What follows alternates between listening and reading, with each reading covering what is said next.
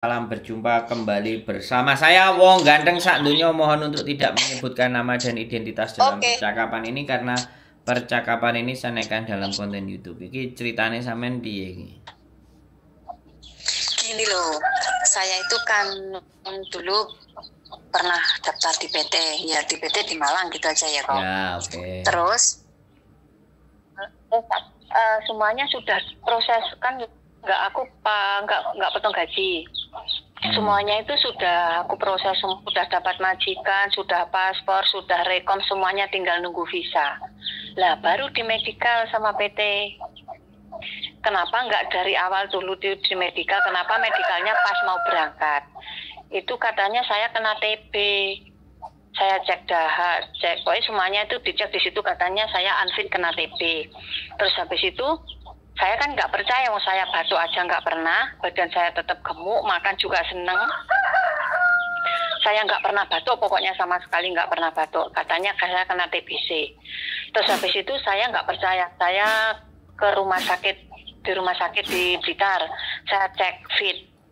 Nggak percaya lagi, ya ke rumah sakit Malang, di rumah sakit Malang di Wafa Usada itu saya cek semuanya fit, cek dahak fit. Terus saya ke spesialis di sini 2 kali fit semuanya. Terus hasilnya dari spesialis sama dari rumah sakit 2 kali itu rongsen sama cek dahak itu dipakai di PT nggak bisa, katanya nggak bisa, nggak akurat, nggak sama rongsennya sama ceknya gitu. Saya disuruh lagi di kliniknya PT itu disuruh medical lagi. Ternyata hasilnya tetap sama. Tapi sampai sekarang pun saya itu batuk nggak pernah, sesak napas nggak pernah gitu loh.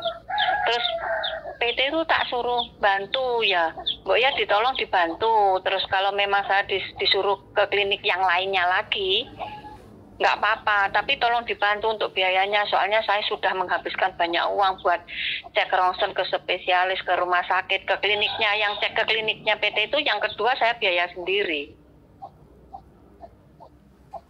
Gitu loh kok. Oke. Itu misalnya saya pindah PT apa bisa gitu. Sedangkan dokumen yang ada di PT cuma paspor 3 sama surat nikah aja 1. Udah? Udah. Oke. Giliran saya yang ngomong ya. Iya, oke. Nah, kalau sampean mau pindah proses dengan PT yang lain yang berbeda, otomatis sampean kan harus MD dulu ngambil paspornya sampean. Iya. Terus tanya bisa dan enggak. Kalau sampean dikecewakan dengan PT, urusannya dengan BP2MI, sampean laporkan ke BP2MI. Sampean simpen resit segala sesuatunya yang sampean bayar di situ, dan hasil cek semuanya yang ada sampean simpen, dan pembanding hasil cek sama dia. Karena sekali lagi yang menjadi fungsi kontrol PT itu sebenarnya menaker, tenaga kerja. Tapi kalau prakteknya dia nggak beres dan nggak benar, kita bisa lapor melalui BP2MI dulu. Nanti BP2MI yang konsolidasi dengan disnaker tersetempat. Jadi sampean laporkan, sampean cari di nomor aduan ke BP2MI. Kan sampean sudah menjadi calon PMI yang mau berangkat, dan sampean sudah melakukan pembayaran ABCD dan merasa dirugikan oleh pihak PT, kan begitu? Iya. Ya, dilaporkan.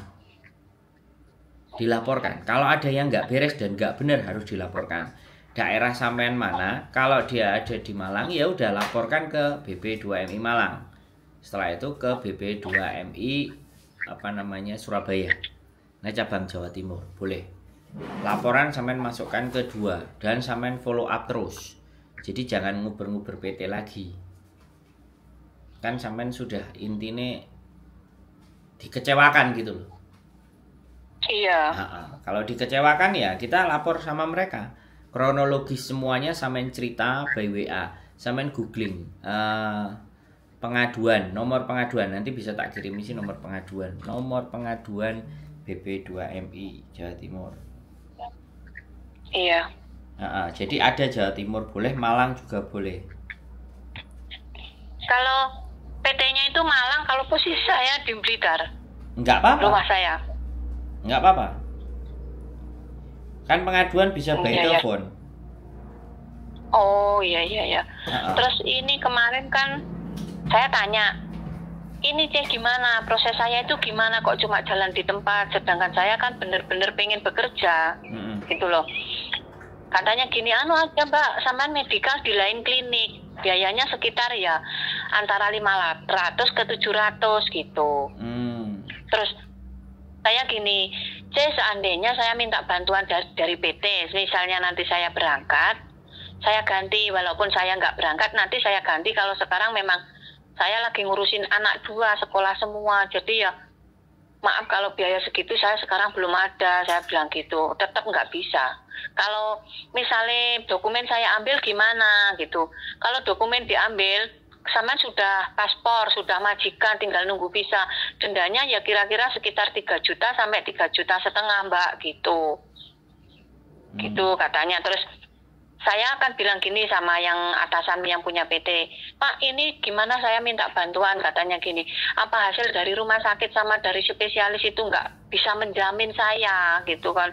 Ya gini aja Pak, saya dijamin berangkat nanti sampai sana itu dapat berapa bulan, kalau memang saya sakit dipulangkan saya nggak apa-apa, saya akan bilang gitu. Katanya gini, ya nggak bisa, wong rongsennya di rumah sakit umum sama rongsennya di kliniknya PT itu nggak sama hasilnya, nggak akurat itu katanya.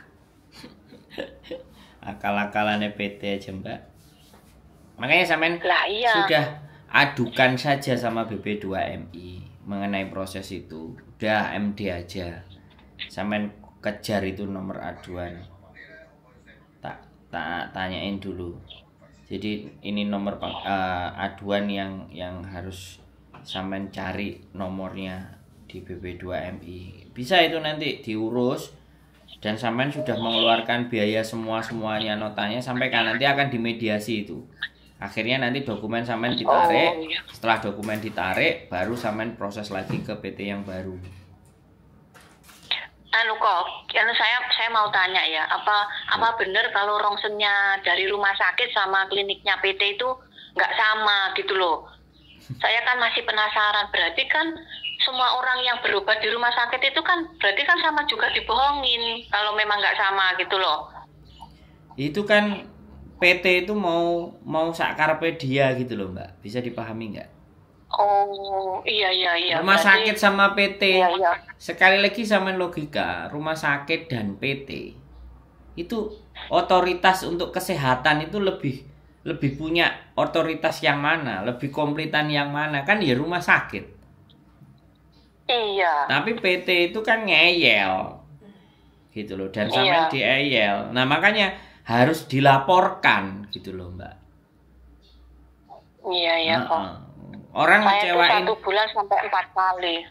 Ngecewain masyarakat itu harus ada laporan, harus diadukan gitu loh Mbak. Bisa dipahami? Iya. Kalau nggak diadukan kenaan, gitu loh. Bisa dipahami? 1 tahun loh bos, sudah 1 tahun. Loh. Yang mau pas puasa yang kemarin, tahun kemarin itu saya daftar, terus sampai ini puasa lagi. Makanya kan, ya harus diadukan kalau kayak gitu loh, harus dilaporkan. Ini gak bener ini PT ini gitu. Nggak apa-apa, nggak usah takut. Sampean minta itu pasti dia akan menahan, pasti minta duit 3 juta. Iya. Ya kan? Iya, 3,5 juta. Nah, sedangkan sampean belum ngapa-ngapain, pelatihan di tempatnya dia, nginep tempatnya dia juga nggak ada toh. Saya nginep di tempatnya dia itu 5 hari pas pelatihan aja, soalnya kan saya. Ya maksudnya harinya itu kan nggak lama toh Mbak. Iya, cuma 5 hari. Nah, cuma 5 hari aja bayar berapa? Masa sampai jutaan, sampai 3 juta? Iya, 3,5. Iya, katanya gini, apa ID segala macam, terus ngurusnya ke Depnaker gitu, semuanya pokoknya habisnya antara 3 juta sampai 3,5 juta. Terus saya kan ya mohon lah, pokoknya saya minta bantuan sama yang punya PT, Pak tolong saya mohon dibantu, soalnya saya itu ya bener-bener pengen kerja, pengen mencari nafkah buat keluarga gitu loh. Tolong dibantu bagaimana caranya supaya saya itu bisa berangkat. Saya mau dijamin nanti misalnya di sana 1 bulan 2 bulan dipulangkan kalau memang saya benar-benar sakit. Kamu itu kok ngeyel, wong medical kamu aja itu sudah unfit kayak gitu kok masih ngeyel gitu loh. Yang maksud saya yang dari rumah sakit 2 itu loh buat saya berangkat apa nggak bisa? Ya nggak bisa, wong hasilnya itu loh nggak sama, nggak akurat. Sedangkan klinik yang dilantik sama Hongkong itu ya kliniknya PT yang buat TKW berangkat itu, PMI berangkat itu gitu. Kalau dari rumah sakit itu nggak sama hasilnya, nggak akurat katanya gitu. Ya udah itu sudah pikiran saya sudah putus asa. Yes. Mungkin menunggu mukjizat dari Gusti Allah aja. Aku gitu mikirku, kalau memang saya punya rezeki di sana ya mungkin bisa berangkat gitu. Terus kemarin dibilangi lagi sama stafnya, gimana ini kok prosesnya tak kasih waktu sampai sekian bulan, sekian kok nggak ada kabar. Saman medical aja di tempat lain yang sama-sama dari PT ini, kliniknya klinik ini bukan klinik yang kemarin, biayanya sekitar 5-700 gitu. Ya tadi gitu aku bilang kalau saya belum punya uang kalau segitu, kalau memang saya habis medical itu langsung bisa berangkat, oke, saya bilang gitu. Sampean sudah ID online? Sudah semuanya sudah. Tinggal nunggu visa kemarin kok. Nah iya, berarti kan ya sudah, berarti sampean dipermainkan sama PT. Dan iya. dan salahnya kalau anak sampean X apa non? X. Nah. X Taiwan sama Hongkong. Nah, X itu kayak gitu, Mbak. Masuk ke PT itu salah sarangnya PT. Jadi ya saya nggak bicara, tapi banyak yang kayak sampean kayak gini ya, proses itu ya mereka di PT. Iya. Di PT dibiarin gak jelas. Ya mending cari agent-agent yang jelas di Hongkong terus bisa berangkatin pakai calling visa wis beres. Jadi cari majikan dulu, bukan cari PT dulu, cari majikan dulu. Nah, ini yang banyak kesalahan. Makanya saya kontenin di sini, Oke, yang jelas sekarang hari ini apapun itu ceritanya udah sampean sudah nggak bisa berharap di PT itu. Laporkan ke BP2MI dan meminta untuk MD, pengembalian dokumen sampean. Dan data-data semuanya harus dihapus dari Disnaker karena sampean batal. Saya kemarin juga ada satu anak proses ya di salah satu PT, kemudian mengecewakan, udah kita fight, kita ribut. 1-2 bulan dokumen kita ambil, anak ini kita proses lagi, sekarang udah nyampe di Hongkong. Yang ada di konten saya, yang di McDonald waktu itu kan dia datang kita jemput. Itu prosesnya MD dari PT juga ada dari Malang, gitu. Ada juga. Jadi itu ditengahi oleh BB2MI. Jadi ada mediasi, ada keputusan. Tapi by telepon. Jadi di telepon aja. Jadi sampean nggak perlu riwa-riwa.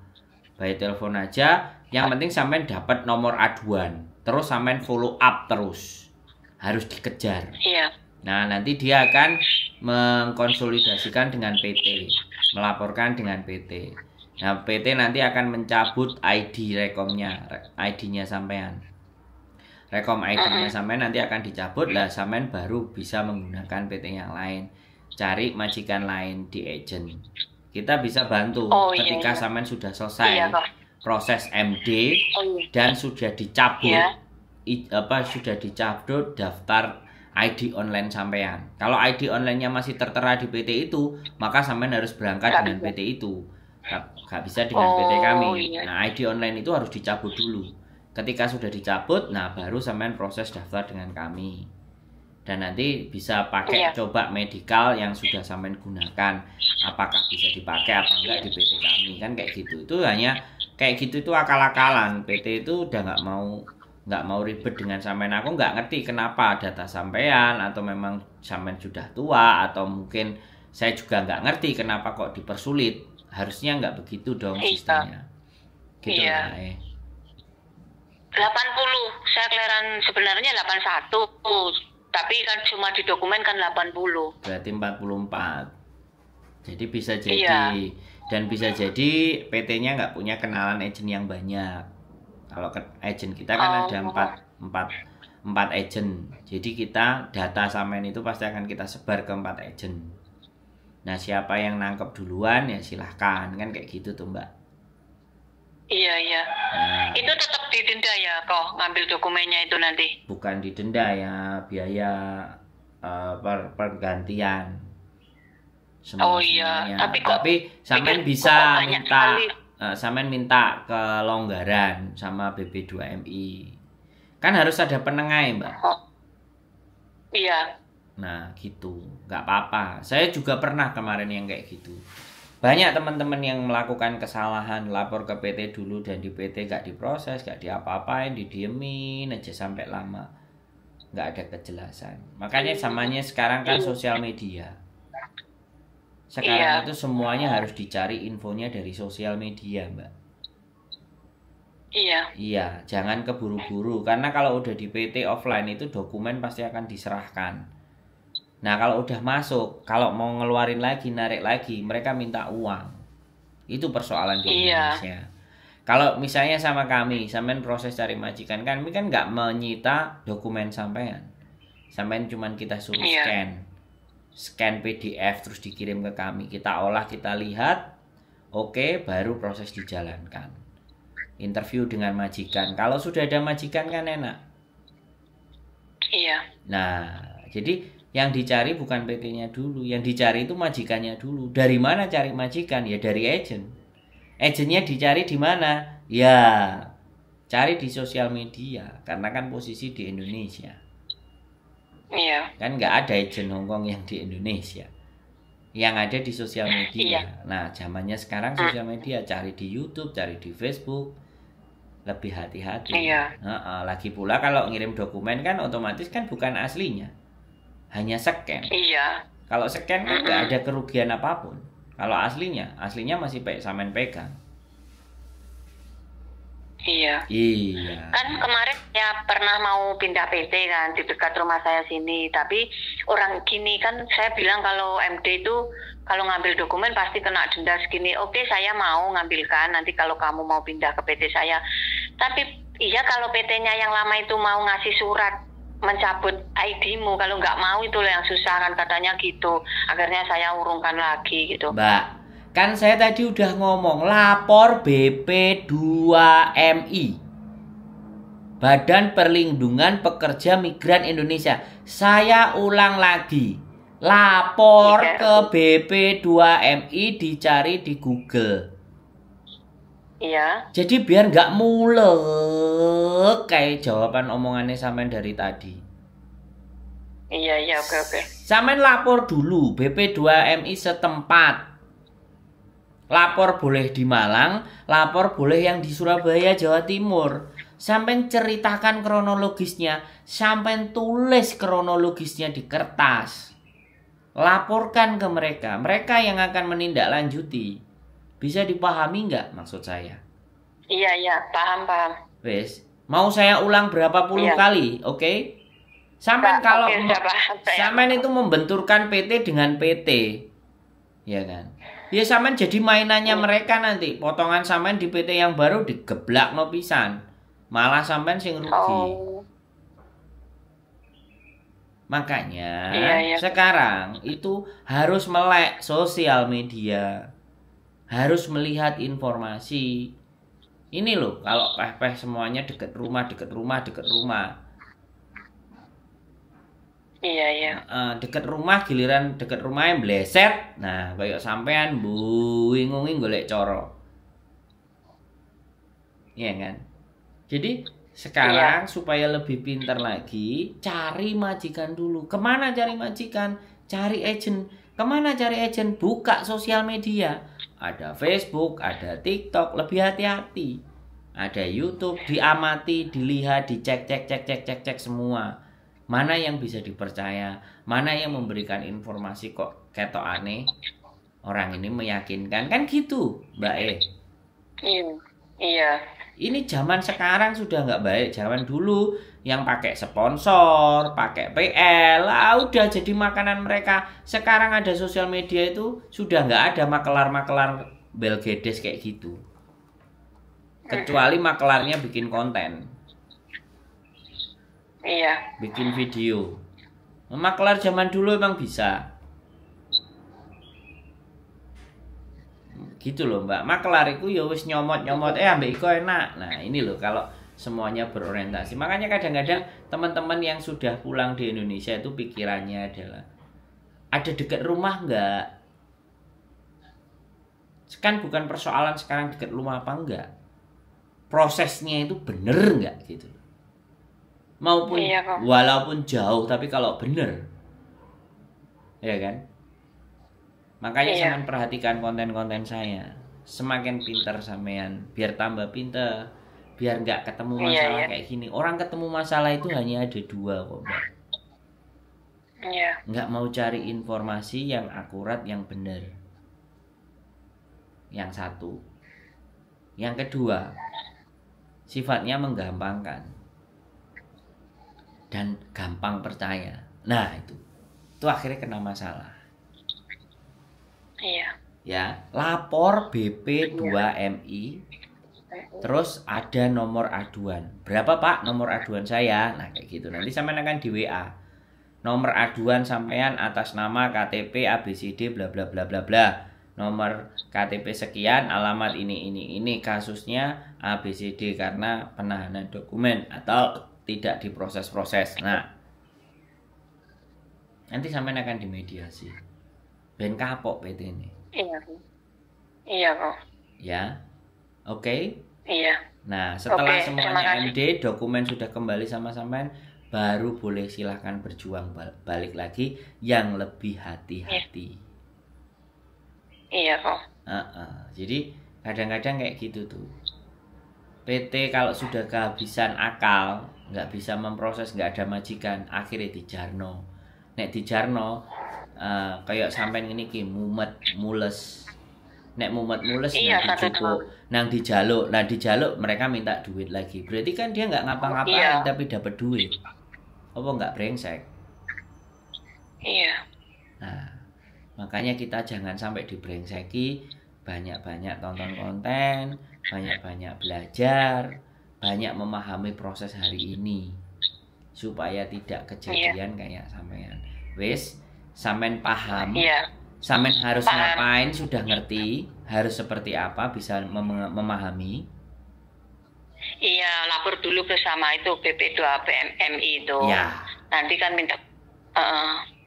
Oke, sip. Nanti minta petunjuk sama mereka, biar diarahkan. Iya, oke. Makasih ya kok. Ya, sehat selalu, semangat ya. Nanti kabar-kabar lagi. Kalau kebingungan. Iya, oke. Oke. J, sehat selalu. Waalaikumsalam warahmatullahi wabarakatuh. Oke teman-teman ya, kayak gini lah kasus sekali lagi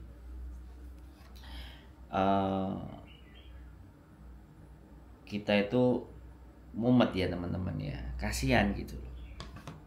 Nah, kan? Makanya tapi kan kita nggak cuman kasihan, kita bikin konten gitu. Untuk kalian tonton, untuk kalian pahami, untuk kalian mengerti, supaya kalian tidak banyak joglangan-joglangan, hambatan-hambatan dalam mau berproses. Kan ya mumet ngesakno. Gitu loh. Dioncat-ancitno. Cek kena TBC. Padahal enggak diterima dokumennya, medisnya. Aduh, mumet. Ya. Cari laporan aduan BP2MI. Oke? Keep stay tune my YouTube channel and see you next video. Bye bye.